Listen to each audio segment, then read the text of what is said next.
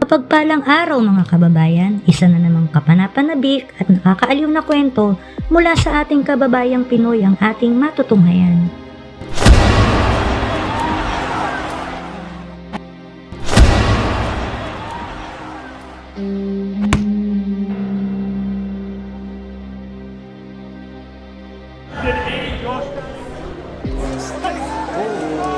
You know, maybe Brooker should be more aggressive. Should he be trying to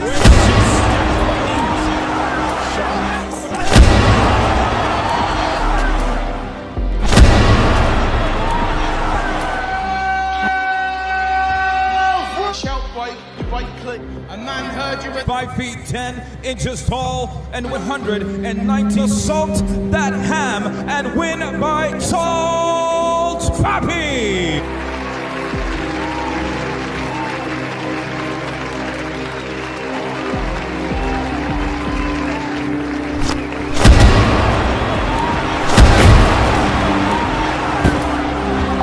Isa na naman nating kababayan ang gumagawa ng karangalan at pangalan sa mundo ng boxing sa katauhan ni Nathaniel Bustamante na mas kilala bilang Super Salt Papi. Si Salt Papi ay isang influencer na kasulukuyang nakikilala din sa larangan ng boxing. Sa kanyang gilas at galaw, katulad niya ay si Majin Buu na kaibigan ni Master Pogi. Siya ay anak ng parehas na Pinoy na kasulukuyang naninirahan sa United Kingdom.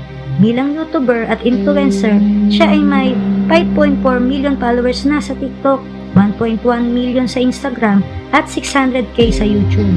Samantala, dahil halos karamihan sa mga batang Pinoy ay napapanood ang husay at galing ng ating pambansang kamao Manny Pacquiao, kaya naman may tuturing na naging impluwensya ito sa kanya. Kaya sa edad na 10 taon, ay nakahiligan niya ang mundo ng boxing. So how did you get Salt Papi into boxing? I don't know. He's always watching, because we're always watching Manny Pacquiao fights, so that's why maybe.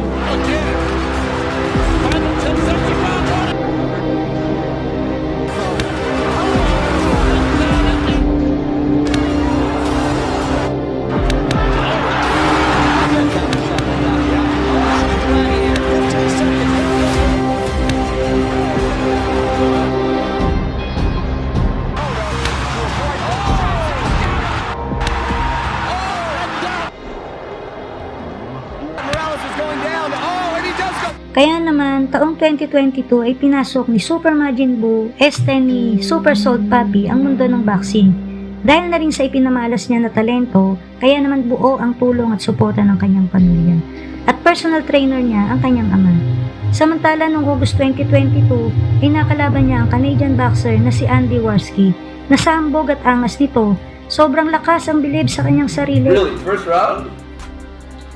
Yeah, that's my plan. Buddy, come on, bro. Not even close. What are you doing? No one thinks I will win. And to all the haters out there, London, you're going down. You hear me? No, I trained really hard for this. I'm really excited for this. So it's an honor to even be here. And yeah, I'm gonna smash them. Kaya naman, sa 20 seconds pa lang ng first round, ay pinatikim na agad ni Super Majin Buu Salt Papi ang pagsik ng kanyang kamao sa maangas na Canadian boxer na kanya itong in-knock-out. Bagsak ang mayabang na kano. Celebrate si Majin Buu syempre. Si Salt Papi. Wagi ang Pinoy.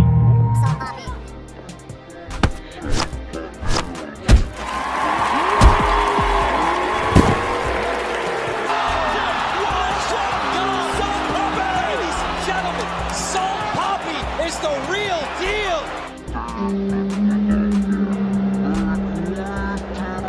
The Philippines celebrate! 1, 2, 3, light 'em up!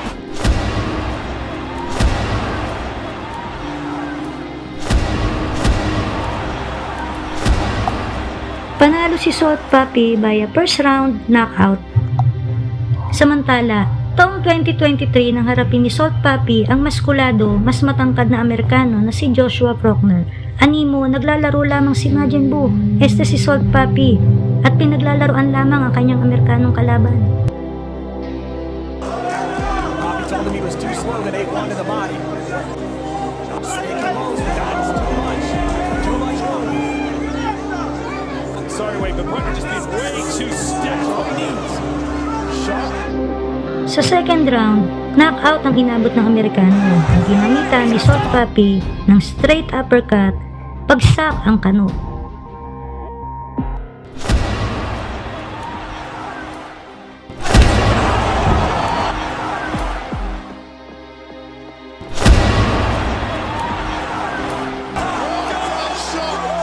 What a shot! Man! Panalo si Salt Papi by a first round knockout. May 11, 2024 ay muling napasabak ng laban si Salt Papi sa Polish boxer na si Amadeus Roslik na mas kilala bilang Amadeus Ferrari. Sa angas at yabang nito ay masyadong minaliit ang ating kababayan at tila ba sobrang bilib sa kanyang sarili na walang kakayanan ng Pinoy at gusto na nitong lamunin at sindakin ng Pinoy. Sa simula pa lamang ng laban ay nagpalitan ng magkabilang kombinasyon ang dalawa. Subalit bugbog at sakit sa katawan ang inabot ni Ferrari. Pinaglaruan lamang ni Salt Papi ang kanyang kalaban at napabagsak niya ito sa second round. Leotic ang inabot nito na tila ba kailangan na ng bonamin. He has gotten underneath Salt Papi's skin. Physicality from Ferrari. Similar to the Josh Bruckner fight where Salt Papi and Cormier. Oh my God, Salt Papi's in serious trouble. He's smiling though. I'll tell you what, you can keep smiling. You can't take too many more of these. He's got that same look in his eye. Oh my. Salt Papi needs to move his feet. The thing about Ferrari is he's used to playing 5-minute rounds. Oh, and he's dangerous, Ferrari. Wow. Maybe it was a punch on the inside. You see these MMA guys when you're a clever me. Papi is cut. Amadeus went down. This is the longest. He's trying to get clipped. Papi trying to run down Ferrari. Salt Papi was covered in blood around his chest now. Oh, but look at Salt Papi trying to time the left straight. It's not easy though, because this guy's leading with his head. It's dangerous actually. He's trying to ride his head into the second point. Yes, he's doing it. He is doing it. He's leading with the head and everything. Well, Ferrari's leading his head into the other man's open wound. I'm actually worried this guy might go for it to sort of dominate this fight. Oh, did catch him there, just itching to throw that right hand. There it is. Even with the cut, I mean, he is unfazed.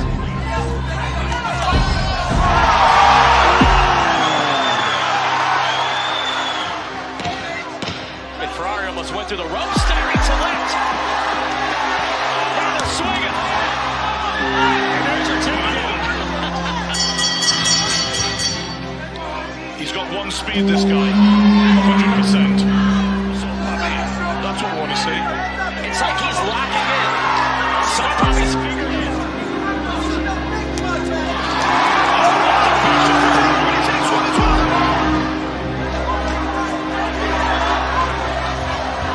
The optics when he gets hit, they just don't look good. Ferrari doesn't take it. Punches like a boxer should.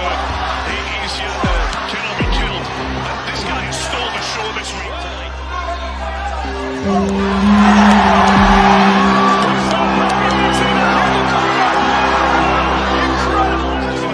Those long-range shots, those straight shots that he knocked out Josh Bruckner with, they're safe plays for him. This isn't safe.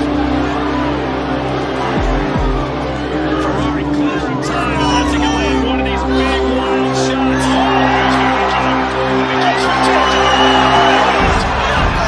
This guy, come on now. That's a great story.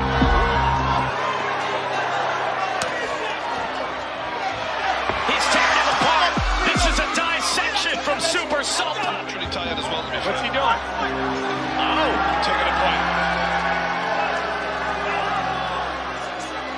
Yeah, Ferrari misfits with little gas tank.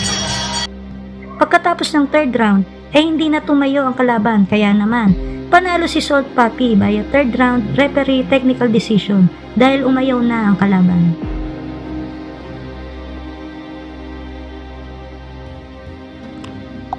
Nito lamang July 7, 2024 ay muling lumaban si Salt Papi sa Coca-Cola Arena sa Dubai kung saan hinarap niya ang Turkish boxer na si The Winter BC na mas kilala bilang The Wood Savage.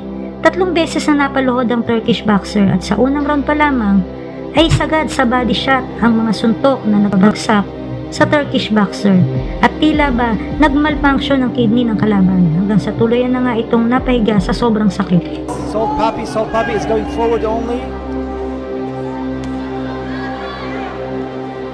Yeah, Poppy's just asking him, come on, commit. Ooh. Nice body shots no, there. No, it's done. Body shot. Oh, body shot. I don't think he can come out of this. Ooh, he hit it so hard. His kidney decided to have some salt and pepper. He's got a 7, 8. He's going to continue. Yes, he wants to continue. Hey. He's going to continue So- reluctantly, but I think Poppy just smells blood now. He's toying with him at this moment. He can finish it. You know, Savage is no Savage. He can definitely finish it if he wants to here. But that was sheer power, by the way, and beautiful body shot. That we haven't seen a lot of body shots this evening, Adi. I totally disagree with you. It's all been about body shots. But I think he's done, man. I think that first body shot took it out of him. You know, the 3 knockdown Rule, yeah. is in effect, right? So if he gets one more time down, He's gonna finish it right now. I mean, he should. let's see if another body shot coming in his way. And Salt Papi did not break a sweat, Ali. Not even. But just complete different level. That's a 3 knockdown rule. That's gonna hurt, man. Awful. That's gonna hurt.